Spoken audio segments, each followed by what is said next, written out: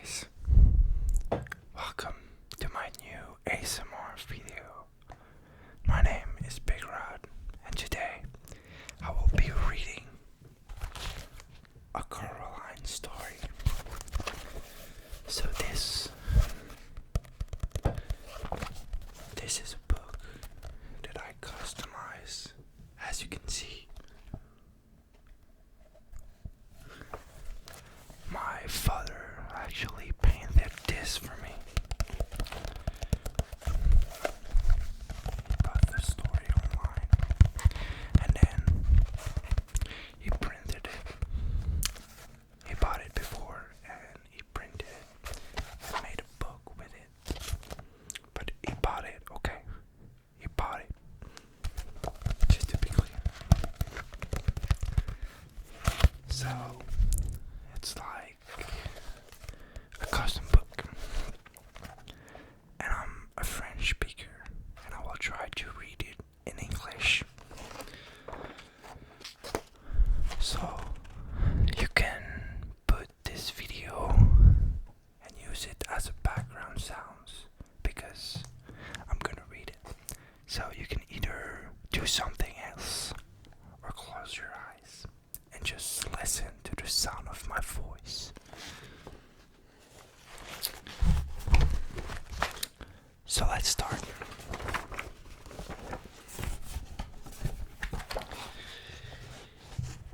He had his back to the door and he typed, "Go away," he said cheerfully as she walked in. "I'm bored," she said. "Learn how to tap dance," he suggested without turning around. Coraline shook her head. "Why don't you play with me?" she asked. "Busy," he said. "Working," he said it. He still hasn't turned around to look at her. "Why don't you go bother Miss Pink and Miss Forcible?" Coraline put her coat and pulled her hood and went out to the house. She went downstairs. She rang the door of Miss Pink and Miss Forcible's flat.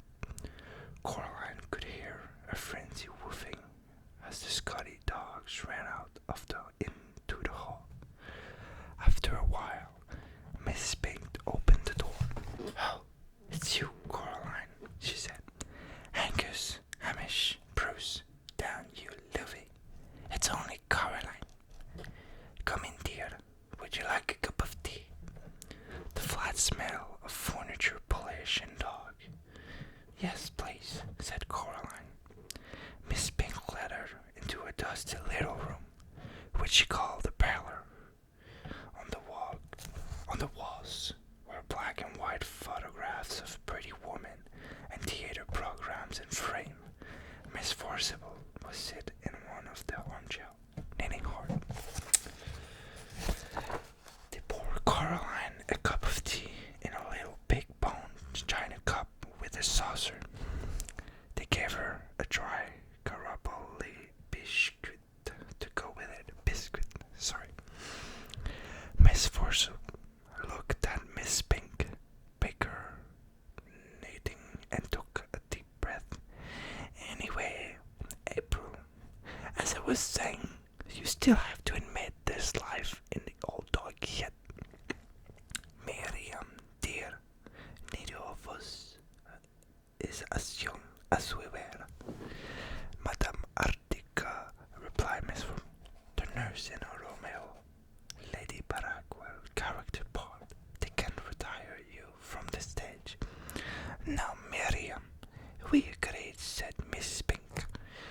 Coraline wondered if they'd forgotten she was here. They weren't making much sense. She decided they were having an argument as old and comfortable as an armchair. The kind of argument that no one really wins or loses, but which can go on forever if both parties are willing. She sipped the tea. "I'll eat the leaf if you want," said Miss Pink to Coraline. "Sorry," said Coraline. "The tea leaf, dear. I'll eat the future."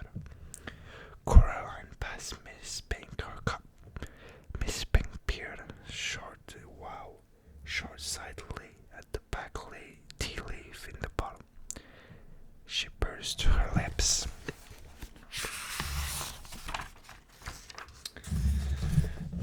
you know, Coraline, she said after a while, you are in terrible danger.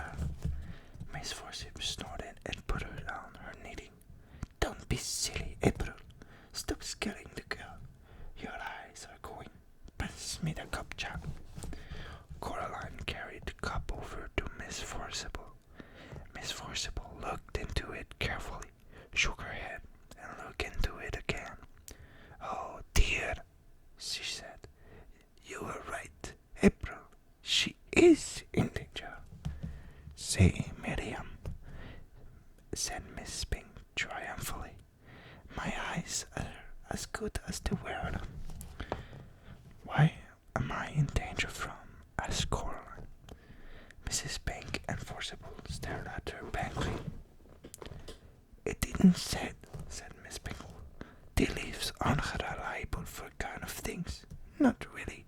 They're good for general, but not for specific. What should I do then? Asked Coraline, who was slightly alarmed by this. Don't wear the cream in your dressing room, suggested Miss Pink. Or mention the Scottish play, added Miss Forcible. Coraline wondered why so few of the adults she had met made any sense. She sometimes wondered who they thought they were talking to.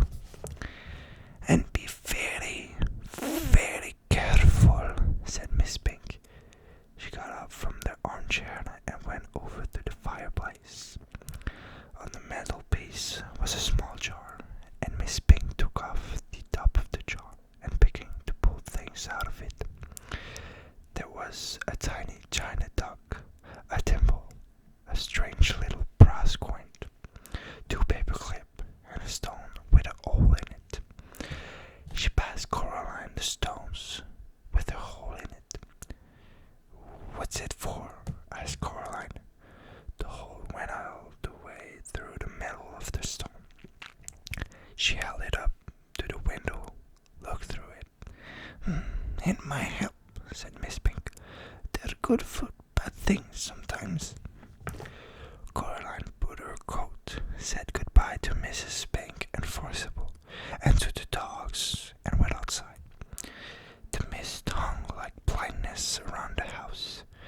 She walked slowly to the stairs up to her family's flat, and then stopped and looked around. In the mist, there was a ghost world. In danger, thought Coraline to herself. It sounded exciting. It didn't sound like a bad thing. Not really. Coraline went back upstairs, her fist closed tightly around her new stone.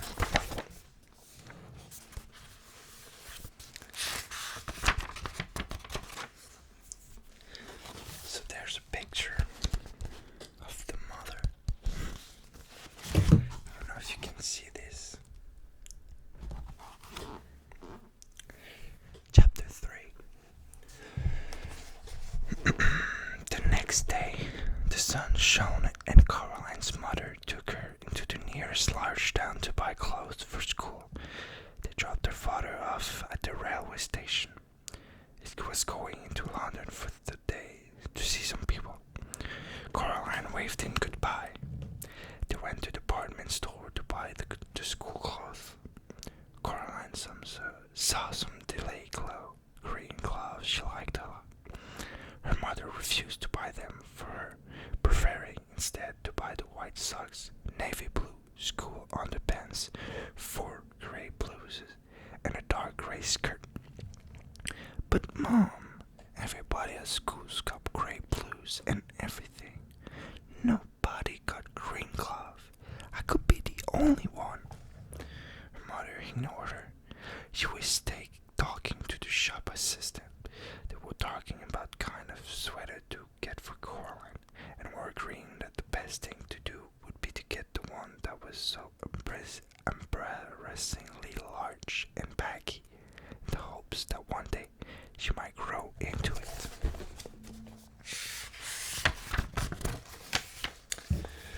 Coraline wandered off and looked at the display of Wellington boots shaped like frogs and ducks and rabbits.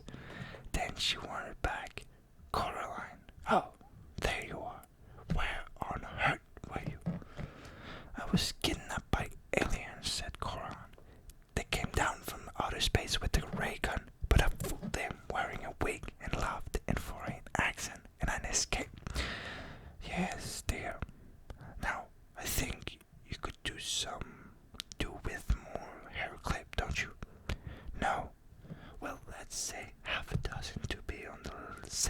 said her mother. Coraline didn't say anything. In the car, on the way back home, Coraline said, "What's in the empty flat?" "I don't know. Nothing. I expected probably looked like our whole flat before we moved in. Empty rooms." "Do you think you could get into from our flat?" "Not unless you can walk through bricks, dear." Oh. They got home around lunchtime. The sun was shining all through. The day was cold. Coraline's mother looked in the fridge and found a sad little tomato and a piece of cheese with green stuff growing on it. There was only a crust and the bread being. "I'd better dash down to the shop and get some fish or something," said her mother. "Do you want to come?" "No," said Coraline. "Suit yourself," said her mother, and left. Then she came back and got a purse and a car key and went out again. Coraline was bored. She flipped through a book her mother was reading about native people in a distant country, how every day they would take a piece of white silk and draw them on the wax, then dip the silk in dye, then draw on them more in wax and dye them some more, then boil the wax out in the hot water, and finally threw the new beautiful clothes on the fire and burn them to ashes. It seems particularly pointless to Coraline, but she hoped that people enjoyed it. She was still bored and her mother wasn't yet home. Coraline got a chair and pushed it over to the kitchen door. She climbed onto the chair and reached up. She got down, then got a broom from the broom cupboard. She climbed back on the chair again and reached up with the broom. Shink!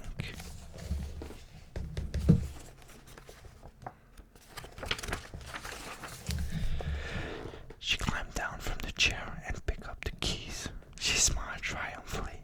Then she leaned the broom against the wall and went to the drawing room.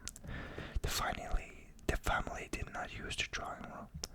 They had inherited the furniture from Caroline's grandmother, along with a wooden coffee table, a side table, a heavy glass ashtray, and a well-worn painting of a bowl of fruits. Coraline could never work out why anyone would want to pay a bowl of fruit. Other than that, the room was empty. There was no knick-knack on the mantelpiece, no statues or clocks, nothing that make it feel uncomfortable or lived in. The old black key felt colder than any of the others. She pushed it into the keyhole. It turned smoothly with a satisfying clunk. Coraline stopped and listened. She knew what she was doing. Something wrong. She was trying to listen for her mother coming back, but she heard nothing. Then Coraline put her hand on the doorknob and turned it, and finally she opened the door. It opened onto a dark hallway. The brick had gone, as if they'd never been there. There was a cold, musty smell coming through the doorway. It smelled like something very old and very slow. Coraline went through the door. She wondered what the empty flat would be like if there was a corridor. If that was where the corridor led. Coraline walked down the corridor uneasily. There was something very familiar about it. The carpet beneath her feet was the same carpet they had in the flat. The wallpaper was the same wallpaper they had. The picture hanging in the wall was the same that they had hanging in the hallways at home. She knew where she was. She was in her own house. She hadn't left. She shook her head, confusing. She stared at the picture hanging on the wall. No, it wasn't exactly the same. The picture they had in their own always showed a boy in an old-fashioned clothes staring at some bubble. Now, the expression on his face was different. He was looking at the bubble, as if he was planning to do something very nasty in it to them. And there was something peculiar about his eyes. Coraline stared at his eyes, trying to figure out what exactly was different. She almost had it when somebody said, "Coraline." Coraline? It sounded like her mother.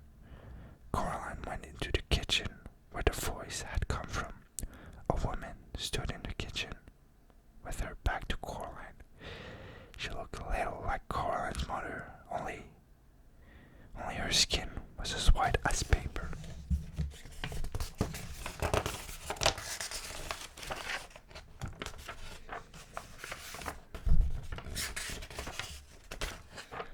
Only she was taller and thinner. Only her fingers were too long, and they never stopped moving, and her dark red fingernails were curved and sharp. Coraline, the woman said, is that you? And then she turned around. Her eyes were very black button. Lunchtime, Coraline said, the moment. Who are you? Asked Coraline. Your other mother, said the woman. Go and tell your father that the lunch is ready. She opened the door of the oven. Suddenly, Coraline realized how hungry she was. It smells wonderful. Well, go on. Coraline went down the hallway to find her father's study was. She opened the door. There was a man there sitting at the keyboard with his back to her. Hello, said Coraline. She said to say that lunch is ready. The man turned around. His eyes were button big and black and shiny. Hello, Coraline, he said. I'm starving. He got up and went with her into the kitchen. They sat at the kitchen table, and Coraline saw their mother pour out them lunch. A huge golden brown roast chicken, fried potatoes, tiny green peas. Coraline shoved the food into her mouth. It tasted wonderful.